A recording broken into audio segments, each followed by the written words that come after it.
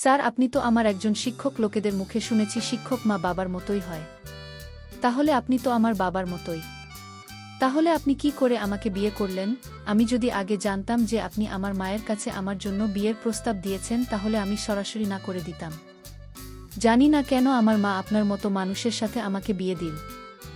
আমার এসব কথা আমার শিক্ষক শুনে বল, দেখো, বিয়ের ব্যাপার হলো আল্লাহর হাতে, তাই যার সাথে যার জুরি লেখা তার সাথে বিয়ে হবে।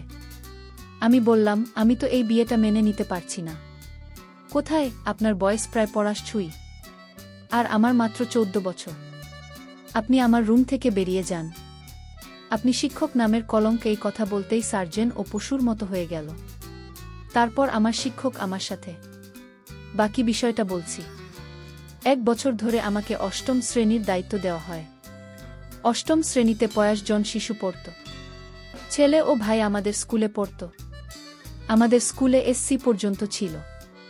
আমি শিশুদের খুব সুন্দর করে পড়াতাম। আমি কখনো বাচ্চাদের উপর রাগ করতাম না। আমি সবসময় বাচ্চাদের বুঝিয়ে শেখাতাম। এজন্য তারা আমাকে তাদের প্রিয় শিক্ষক হিসেবে মানতে শুরু করে। একদিন আমি যখন ক্লাসে বাচ্চাদের পড়াচ্ছিলাম, তখন একটা মেয়ে আমার কাছে এল। 17 বছর বয়সী এবং 8ম শ্রেণীর ছাত্রী ছিল। মেয়েটা এসে আমার কাছে দাঁড়িয়ে বলতে লাগল, স্যার, আমার বিয়ে আপনার সাথে হবে। আমি আমার সামনে রাখা খাতগুলো চেক করছিলাম এবং চেক করতে খুব ব্যস্ত ছিলাম। তাই হঠাৎ তার কথা শুনে হতবাক হয়ে গেলাম। আমি তার দিকে তাকিয়ে ভাবছিলাম, হয়তো আমি কিছু ভুল শুনেছি। তারপর আমি আবার জিজ্ঞাসা করলে সে বলতে থাকে, স্যার, আপনার সাথে আমার বিয়ে হবে আর আপনি আমার স্বামী হবেন। যখন সে আবার বলল, আমি কিছুক্ষণ তার দিকে তাকিয়ে রইলাম। সে খুব জোর দিয়ে কথাগুলো বলছিল, যেন সে যা বলছিল তা সত্য হয়ে উঠবে এবং সে যে বিশ্বাসের সাথে কথা বলছে, তাতে আমি অবাক হলাম। সে দেখতে খুব নিষ্পাপ হয়েছিল। সে আবার বলল, স্যার, আপনার আমার সাথে বিয়ে হবে। আমি হবে আপনার বউ আর আপনি হবেন আমার স্বামী। সে আবার এই কথা বললে আমি হেসে উঠলাম। সে যা বলেছিল তা আমি তামাশা ভেবে উড়িয়ে দিলাম। এবং আমি তাকে বকাঝকা করেননি, বরং সে যা বলেছিল তা উপেক্ষা করে তাকে তার জায়গায় ফিরিয়ে দিলাম এবং তারপরে আমার কাজে ব্যস্ত হয়ে পড়েছিলাম। সে একটি শিশু, এটা ভেবে ওকে এগিয়ে গেলাম। এরপর যখনই তাকে দেখতাম তার কথা মনে করে আমি শুধু হাসতে থাকতাম। সে একটি শিশু ছিল। সে খুব সুন্দরী ছিল। তার ক্লাসের সবচেয়ে মেধাবী মেয়ে ছিল। এই কারণেই সে অন্য শিক্ষকদের মতো আমারও নজরে ছিল। আমার শিক্ষার একটি নীতি হল, আমি সকল শিশুকে একই দৃষ্টিকোণ থেকে দেখি এবং সবার সাথে সমান আচরণ করি। আমি নিজেও এমন সময় পার করেছি বলে তার বুদ্ধিমত্তা ছাড়া তাকে অন্য শিশুদের সাথে আমি তুলনা করি না। এবং আমি জানি শিক্ষকরা যখন কাউকে ফেভারিট করে তখন খুব খারাপ লাগে। সেজন্য আমি সবসময় চেষ্টা করতাম এ বিষয়ে মনোযোগ না দিতে। আমি মেয়েটির কথা উপেক্ষা করেছিলাম। এই ঈদে যে সে একটি শিশু এবং সে যা বলেছে তার গুরুত্ব সহকারে নেওয়া দরকার নেই। তবে আমি অবশ্যই তার শিশুসুলভ কথা এনজয় করেছি। আমি ছুটির সময় স্কুল থেকে বেরোলাম যাতে আমি তাড়াতাড়ি বাড়ি পৌঁছে বিশ্রাম নিতে পারি। কিছুক্ষণ পর বাড়িতে পৌঁছলাম। ফ্রেশ হয়ে আমি আমার খাবার খেয়ে নিলাম। তারপর আরাম করে খেয়ে রুমে গিয়ে শুয়ে পড়লাম। আমি চোখ বন্ধ করেছিলাম, এমন সময় হঠাৎ আমার রুমের দরজা খুলে কেউ একজন ঢুকলেন। দরজা খোলার শব্দে চোখ খুললাম। চোখ খুলে দেখলাম মা আসছে। মাকে দেখে আমি সোজা হয়ে বসলাম, আর উনি এসে আমার সামনে বসলেন। মাকে জিজ্ঞেস করলাম, কি হয়েছে মা, তুমি বিশ্রাম নিচ্ছিলেন না? আমার প্রশ্ন শুনে মা হাসতে লাগলেন আর বললেন, হ্যাঁ, তবে তোর সাথে আমার কিছু গুরুত্বপূর্ণ কথা বলার ছিল, তাই তো রুমে এসেছি। মায়ের কথা শুনে আমি ভাবলাম যে মা আমার সাথে কি এমন গুরুত্বপূর্ণ কথা বলতে চাইছিল। মা আমার সাথে কথা বলতে আমার ঘরে এসেছে। আমি তাকে বললাম, তুমি আমার সাথে কথা বলতে চাও, বলো। আমি খুব চিন্তায় পড়ে গেলাম এবং মা আবার হাসতে লাগল। মা আমাকে বলতে লাগল, হ্যাঁ, তোর সাথে আমার একটা গুরুত্বপূর্ণ কথা আছে এবং আমি এখন তোর সাথে কথা বলতে চাই, কারণ তোর বাবা তোর উত্তর জানতে চায়। এবার মায়ের কথা শুনে আমি আরও বিভ্রান্ত হয়ে গেলাম এবং একই বিভ্রান্তিতে আমার মায়ের দিকে তাকালাম। মা বলল, আসলে এখন আমরা তোর বিয়ে দিতে চাই। উত্তর, বিয়ের বয়স হয়েছে, তাই তোর জন্য একটা মেয়ে খুঁজেছি। তোর মতামত জানতে এসেছি যাতে আমরা মেয়েটির পরিবারকে উত্তর দিতে পারি। মেয়েটি ভালো এবং শিক্ষিত এবং তাদের কোনো কিছুরই অভাব নেই। তোর বাবার সব কিছু পছন্দ হয়েছে আর আমিও এটাকে খুব পছন্দ করেছি। তাই আমি তোর ইচ্ছা জানতে চাই, যাতে আমরা তাদের আমাদের বাড়িতে দেখানোর জন্য ডাকতে পারি। আমি মাকে বললাম, মা, আমি এখনই বিয়ে করতে চাই না। আমি এবছরই মাত্র চাকরি পেয়েছি। এখন আমি ইনকাম করতে চাই, তারপরে বিয়ে করতে চাই। মা বলল, আমি আর ঘরের সকল কাজ সামলাতে পারি না। ঘরের সব কাজের ভার আমার উপর, এখন আমার বুড়ো মায়ের কাজ করার মতো শক্তি নেই। তোর বোন সারাদিন স্কুল আর টিউশন নিয়ে ব্যস্ত, আর আমি বাড়িতে একা থাকি। বাড়িতে বোমা এসে আমার সঙ্গে কাজে হাত লাগাবে এবং আমার মন খুশি থাকবে। আমি বেঁচে থাকতে নাতি নাতনির মুখ দেখে যেতে চাই। আমি চাই না আমার ছেলের বিয়ে দেখতে না পেরে তার আগেই পৃথিবী ছেড়ে চলে যায়। মাকে বললাম, কি সব কথা বলছো? মায়ের কথা শোনার পর আমি অবাক হয়ে মায়ের দিকে তাকালাম। আর সেই নিয়ে অষ্টম শ্রেণীর ছাত্রীর কথা মনে পড়ল, যে আজ আমাকে বলেছে আমার বিয়ে তার সাথে হবে আর আমি তার বর হবে। সে যা বলেছে তা মনে করে আমি হেসেছিলাম। অথচ বাস্তবে আমার বিয়ে নিয়ে আলোচনা শুরু হয়েছে। মা বলতে লাগলেন, কোথায় হারিয়ে গিয়েছিলেন বাবা? তাড়াতাড়ি উত্তর দাও, যাতে মেয়ের বাবা মাকে যত তাড়াতাড়ি সম্ভব জবাব দিতে পারি। আমি অন্য কিছু ভাবছিলাম, তুমি যা ঠিক মনে করো তেমন করতে পারো। আমি আমার বাবা মাকে খুব ভালোবাসতেন এবং তাদের সিদ্ধান্তে খুব খুশি ছিলাম। আমি বলেছিলাম যে তুমি আমার জন্য যা সিদ্ধান্ত নেবে আমি তাতে রাজি। আমি জানতাম যে আমার বাবা মা কখনোই আমার জন্য ভুল সিদ্ধান্ত নেবেন না। তাই আমি আমার বাবা মায়ের প্রতিটি সিদ্ধান্তকে সম্মান করতাম। মা আমার সিদ্ধান্ত শুনে খুব খুশি হলেন এবং আমাকে অনেক আশীর্বাদ করলেন এবং তার ঘরে চলে গেলেন। তারা আমাকে বললেন, ঘুমোতে খুব ভোরে উঠে তোমাকে স্কুলে যেতে হয়। মায়ের কথা ভেবে ঘুমানোর চেষ্টা করতে লাগলাম। আমি আমার বাবা মায়ের বড় ছেলে ছিলাম, তাই বাড়ির সবাই আমাকে সবচেয়ে বেশি ভালোবাসতেন। আমার ছোট ভাই বোনেরা আমাকে অনেক সম্মান করত। আমি যে স্কুলে চাকরি করতাম সেই স্কুলে আমার ভাই বোনকে ভর্তি করিয়েছিলাম। প্রথম দিকে আমি আমার শখের জন্য শুরু করি, যদিও আমি অন্য কিছু কাজ করতে চেয়েছিলাম, কিন্তু আপাতত এটাই যথেষ্ট ছিল। ভেবেছিলাম যদি কখনো ভালো চাকরি পেয়ে যাই তখনটি চলছে সেই কাজে লেগে যাবে। কিন্তু তারপরও আমাদের বাড়িতে কোনো ধরনের অভাব ছিল না। আমার বাবার আমার রোজগারের সংসারটা ভালোই চলছিল। আমি স্কুলে কাজ শুরু করার পর 1 বছর হয়ে গেছে। আমার সামর্থ্য দিয়ে চাকরি পেয়েছি বলে আমার বাবা আমার চাকরি নিয়ে খুব খুশি ছিলেন।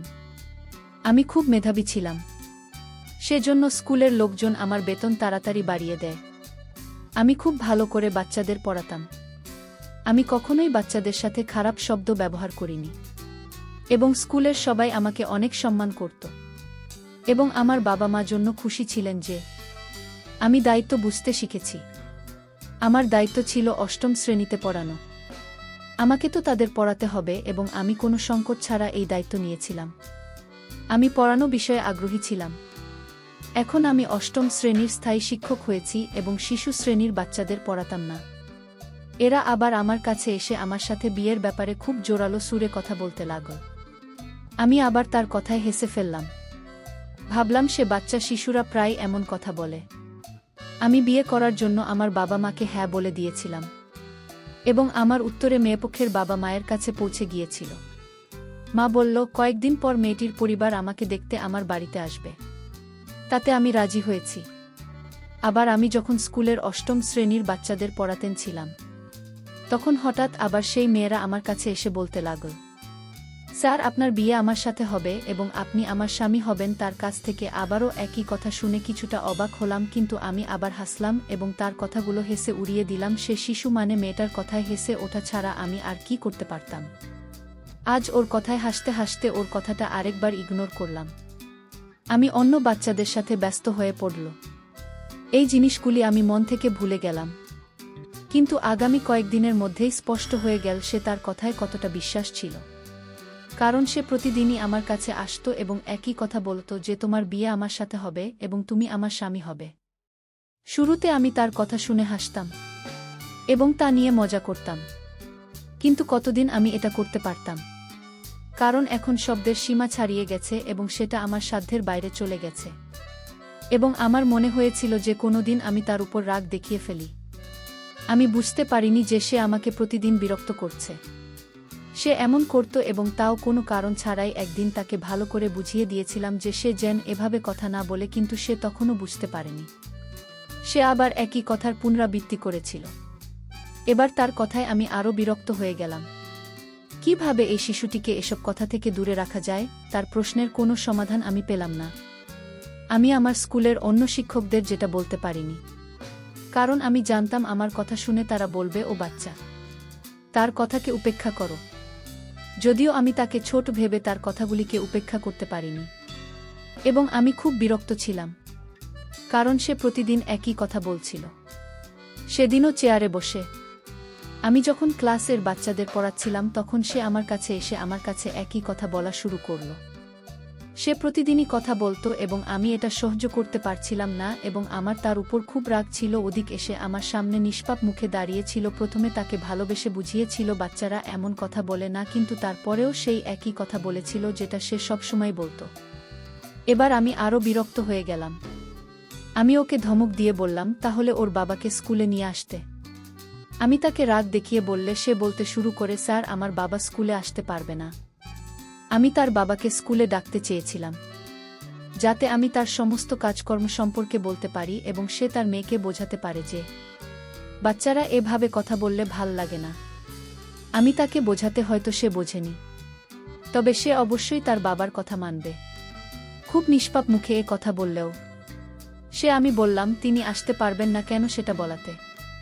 আমার খুব রাগ হলো, কিন্তু কোনো রকমের রাগ কন্ট্রোল করে অনেক নরমভাবে তাকে জিজ্ঞাসা করলাম, তোমার বাবা স্কুলে আসতে পারবে না কারণ সময়ে বলল, স্যার আমার বাবা পঙ্গু, 2 পা দিয়ে হাঁটতে পারে না। আপনি আমাদের বাড়িতে গিয়ে তার সাথে দেখা করুন। শিশুটি খুব শান্ত স্বভাবের বলছিল। আমি অবাক হলাম যে তার বাবা পঙ্গু। আমার তো বিশ্বাস হচ্ছিল না, কিন্তু মেয়েটি 8ম শ্রেণীতে পড়ে। তার মেয়ে এতটাই ছোট ছিল না যে এত বড় মিথ্যে বলবে। তার বাবা নিশ্চয়ই পঙ্গু ছিলেন, সেই কারণেই মেয়েটি এমন কথা বলছিল। ওর কথা শুনে আমি অবাক হলাম, কারণ আমি ঠিক করে নিয়েছিলাম ওর বাড়িতে গিয়ে ওর বাবার সাথে দেখা করব। তার স্কুলের পর ওর বাড়িতে যাব। স্কুল শেষ হওয়ার পর আমি গুরুত্বপূর্ণ কাগজপত্র ফাইল তুলে নিয়ে স্কুল থেকে বেরিয়ে গেলাম। সেই মেয়ের সময় আমার সাথে ছিল, কারণ আমার সাথে সেই মেয়েটিও মনে ছিল যে আমি তার বাড়িতে তার অসহায় বাবার সঙ্গে দেখা করতে যাব। অনেকগুলি রাস্তা দিয়ে যেতে যেতে অনেক দেরি হয়ে গিয়েছিল। প্রায় 20 মিনিট পরে আমরা তার বাড়িতে পৌঁছলাম। সেটি খুব বড় না হলেও একটা ছোট পুরনো বাড়ি ছিল। তারপর সেই মেয়েটার সাথে ঘরে ঢুকলাম। বাড়ির দেওয়ালগুলো দেখতে খুবই অদ্ভুত এবং পুরনো টাইপের। বাড়িটা দেখতে একটা ভুতুড়ে মুভি টাইপের। বাড়িটা দেখে আমি একটু চিন্তিত হয়েছিলাম, কিন্তু তারপর সাহস সঞ্চয় করে তার বাবাকে দেখতে গেলাম, কিন্তু বাড়ির কোথাও তাকে দেখা যাচ্ছিল না। এক ঘর থেকে অন্য ঘরে এবং তারপর উঠোনে রান্নাঘরের পুরো বাড়ি উকি দেওয়ার পরেও আমি তার বাবা মাকে ঘরে দেখতে পেলাম না। ওরা বলছিল তার বাবা অসহায়। সে যদি অসহায় হয়ে কোথাও যেতে না পারে তাহলে তার বাড়িতে উপস্থিত থাকা উচিত ছিল, কিন্তু বাড়ির কোথাও তাকে দেখতে পেলাম না। আমি বিরক্ত ছিলাম। আমি তাকে জিজ্ঞাসা করলাম, তোমার বাবা কোথায়? সে বলল, সামনের ঘরে আছে বাবা। আমি ঘরের দিকে তাকাচ্ছিলাম, কিন্তু সেই ঘরের দিকে তাকাতেই আমি অবাক হয়ে গেলাম, কারণ আমি সেই ঘরে আগেই দেখেছি। সেটা খালি ছিল, খুব সাধারণ একটা বাড়ি ছিল না তো। বাড়িতে বেশি আসবাব ছিল না। বাড়িতে বসবাসকারী কেউ উপস্থিত ছিল জানি না। সে আমাকে তার বাড়িতে নিয়ে এসেছে। আমি তার অনুরোধে আমি ঘরে ঢুকলাম। ভাবলাম আর একবার দেখতে ক্ষতি কি যে। আমি রুমের ভিতরে ঢুকলাম। তারপর যা দেখলাম তাতে আমার দম বন্ধ হয়ে আসছিল, কারণ আমি আমার পিছনে একজন মহিলার কণ্ঠস্বর শুনতে পেলাম, যা আমি পিছনে ঘুরে দেখলাম। আমি হঠাৎ ভয় পেয়ে গেলাম এবং আমি চিৎকার করে উঠলাম, কারণ আমার সামনে একজন মোটা মহিলার দাঁড়িয়ে ছিলেন। তিনি আমার দিকে তাকিয়েছিলেন।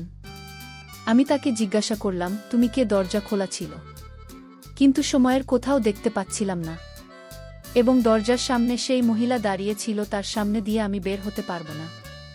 সে কি ছিল আমি জানি না, কিন্তু আমার তাকে খুব ভয় লাগছিল, কারণ সেই মহিলাকে দেখে মনে হচ্ছে উনি খুব রেগে আছেন।